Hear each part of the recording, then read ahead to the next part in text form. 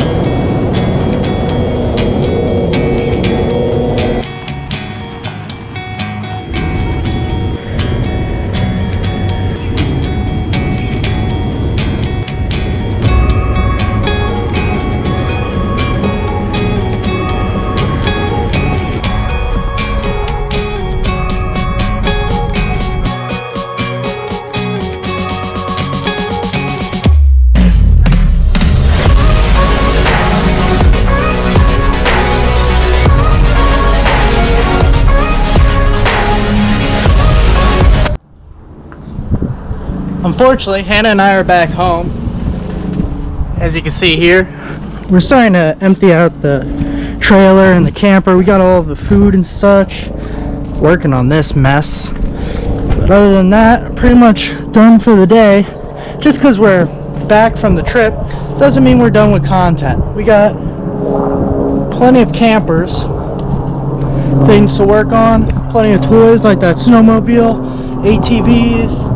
There's going to be a slew more to do on the channel. So make sure you stick with us as we fix this camper and its leaks that unfortunately occurred during this adventure. If you ever get the opportunity to go on the road for a week, a month, full-time, part-time, it doesn't really matter. I'd recommend taking the chance and doing it. You'll be able to see all the different kinds of landscapes that our country has to offer. Growing up here in New Jersey, we're typically used to a lot of green, grass, trees, and we also have all 4 seasons here as well. Opposed to places such as Texas, where it's flat for many miles, sandy, and hot. Hot most of the time. As well as being able to see for miles ahead of you, because it's just flat, no mountains. Flat and flat. Flat. Not like Jersey at all. Our number one recommended place to visit would be the Freedom Factory. Typically when they have an event would be a better idea. We went during event time. I wouldn't just go up there and think you're going to stay in there. But during an event, I'd recommend staying at the Freedom Factory because that was a very cool endeavor. We didn't have any hookups there. Wasn't a big deal. We were prepared for that. But we stayed there for the last Freedom 500 and Cletus and Cars. The Freedom 500 and Cletus and Cars are put on by a famous YouTuber known as Cletus McFarlane.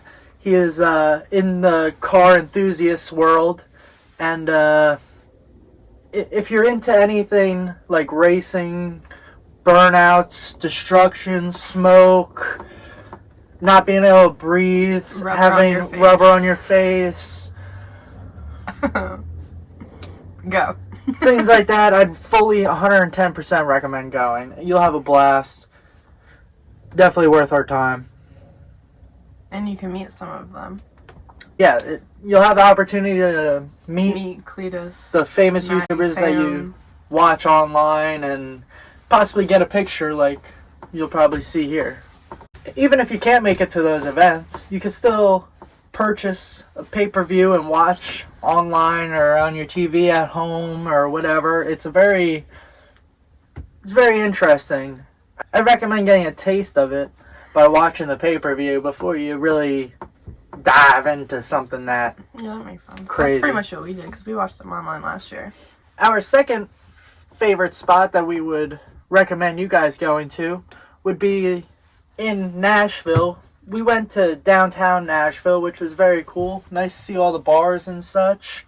Very lively and popping and yeah, it's bright a lights. very cool atmosphere, especially at night.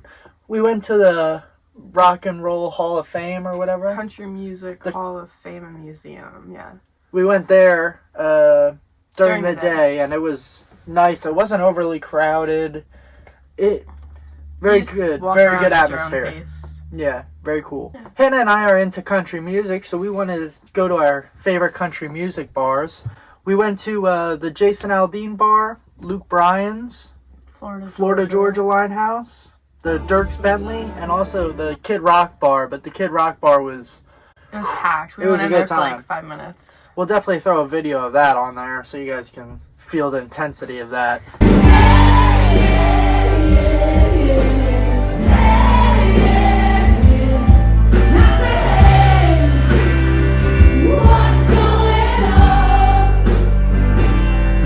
That was a very cool experience overall, just to see that kind of party. Yeah. While in the Nashville area, close by was the 7 Points campground where we stayed for the day. Very beautiful place. Fully would recommend. They take really good care of their campsites. You could tell the campsite was raked and groomed before we pulled up. Everything was clean, spotless. Bathrooms were nice. Nice. They only had one washer, one dryer, but it wasn't that big of a deal. They worked, so that's all you could really ask for. The showers were clean and nice. They were big. Big showers, for sure. We'll throw in a clip, hopefully, of that campsite. It was a very clean, nice campground. Very cool layout. I haven't really experienced too many campsites with a step-down area. It was pretty cool. Little drop-down patio. And then the nicer ones, they had the drop-down patio towards, what was that, a lake? Yeah. The lake. Is it a lake? I don't know. Yeah. Some campsites backed up to a lake, which is also a pretty cool scenery as well. Our third favorite spot we visited was the Circus Casino in Vegas. It had an RV camp resort there. Decent sized spot. Had electrical, sewer, and water. It was hot, so we needed all that, and we needed the AC running. Their pool was super cold, so it felt good for 2 seconds, and then you were freezing. Yeah, the pool was definitely a little brisk, as well as the hot tub. The hot tub was very cold for a hot tub. It was a cold hot tub. Yeah, it was like a ice bath hot tub.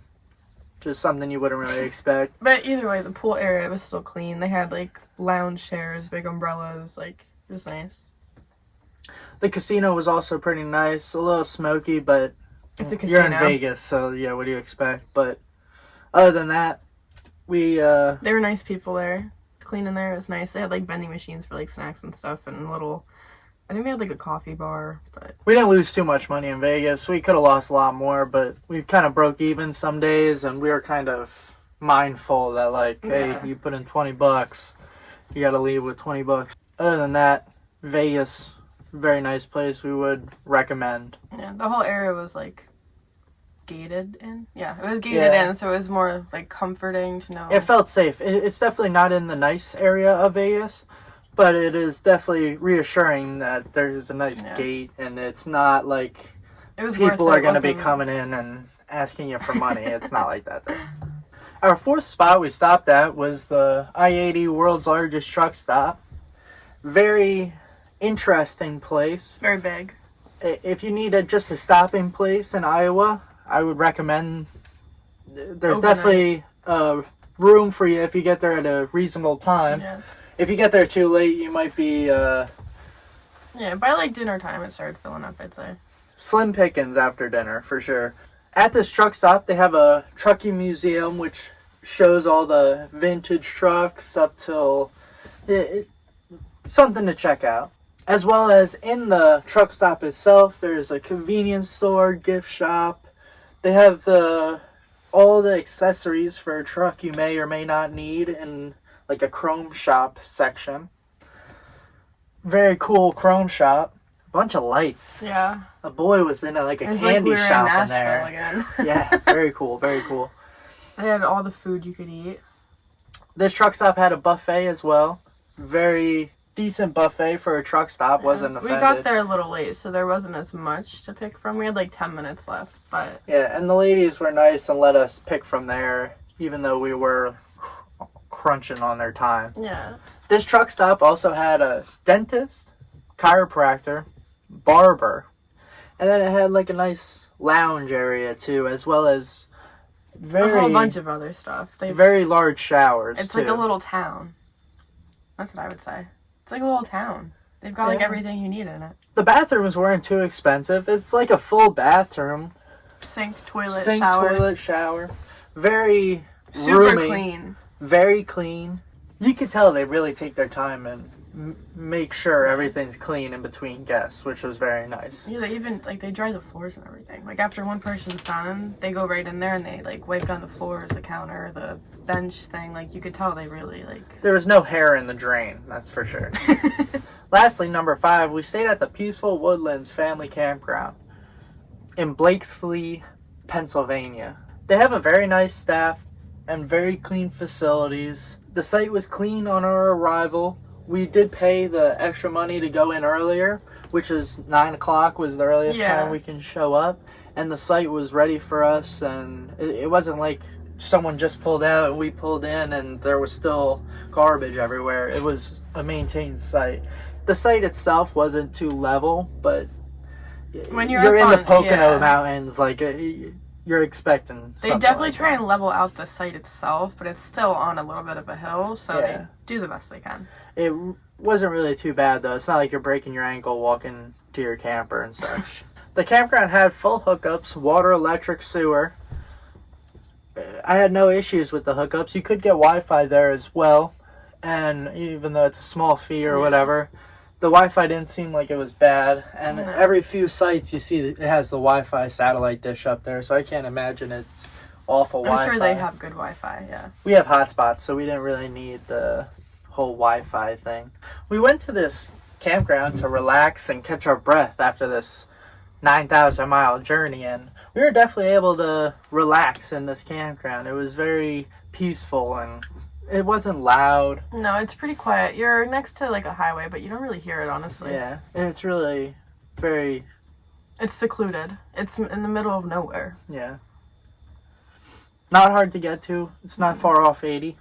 And lastly, this campground was attached to the Dixon Miller Recreational Riding Park, which is a very nice place to ride. So that just adds to the awesome of this campground. The awesome factor. Just because you can wake up in the morning, hop on your ATV, ride up to the Miller Park, ride all day, and it's not come like you have back to for go lunch, dinner, or whatever. Yeah, and you don't have to pack up all your stuff and drive somewhere. Yeah. You literally could just hop on your ATV and then you're up at the riding park, which is very nice. And it's huge. The riding park's got like different landscapes too, I'd say. Yeah. And a lot of good scenery there at the riding park as well. If you or your family is into riding and camping and all that good stuff, would 100% recommend bringing the kids or whatever. It's really not difficult riding. Getting up to the trail from the campsite is a little suspect. I'd scout it out first. It's a little steep, but it's not. If you've been riding for a year or two, I can imagine you getting up there no problem. Yeah. And I think they have extra space for parking trailers because there is that guy that parks trailers, so they have space for it. Yeah, you don't have to leave your trailer on the site. There is a little parking lot for the extras, trailers, and whatever. We were part of the Elks community, and we were fortunate enough to stay in these spots. The spots come with, most of the time, just electric. Some of them had electric, water, and sewer. They were all very nice areas, besides the one spot in Westminster, Colorado, near Denver. It's a little sketchy. We were told the apartments right behind are always a little mysterious. And we definitely found that out the hard way. We had some blocka while we were editing a video, so... But yeah, it's all fenced in. You feel safe. They had people going around. There was cops out right away. But the lodges all are very nice. They're all a little different. But they all have like a bar. Sometimes they serve food. The one they were doing bingo. Very nice people too, especially being strung out from being on the road all day. It's nice to come in and have a decent conversation with some of these people. The one night the altitude caught up to me and I couldn't really stay out too long. I would have liked to talk to those people. They seemed all friendly, but it's a lot of locals and they just tell you about themselves and where they live. And we also got good directions because when we were leaving the one place, the guy was like, yeah, don't take this highway because then you'll be there. It was just a rough road and he was like, don't go this way, you can go quicker up to 80. And we ended up going that way because I think part of the one road we were supposed to go on was closed, and we ended up going through Price Canyon in Utah, and that was super cool. In conclusion, Anna and I just wanted to make you guys all aware that we appreciate all of our donors greatly, and in honor of you guys, we're going to take all of our donations that we didn't use many of them. Luckily we lucked out on that and didn't have any serious issues, but we will take your donations, and instead of relishing in our daily lives and go spend them on Amazon or go to the mall, we're gonna save them and put them in a nice envelope, write donors on them. We're keeping the list of all you guys. You guys are appreciated greatly, but whatever money is left over will be put right back into this channel one way or another. If it's buying parts for this up here, disgustingness, we'll probably end up pulling that out of our pockets. Possibly. Anything for the camper, any camera gear or tripods, whatever. Anything to make the channel cool. Anything to make the channel better for you guys' entertainment. If we find something that we feel would catch your guys' interest, we'll put the money towards that. Otherwise, all of those donations will be tucked away for a necessary time. Or future trips. Or future devastation in trips. Devastation. Appreciate you guys watching. Please don't forget, like, comment, subscribe. It's been a good month with you guys. We're gonna keep posting, probably weekly content. We definitely got some stuff to show you guys still, so don't think we're just vanishing on you guys. We're sticking around, don't worry. We'll throw our donors here. Ow. On the screen. We appreciate you guys greatly. Have a good day.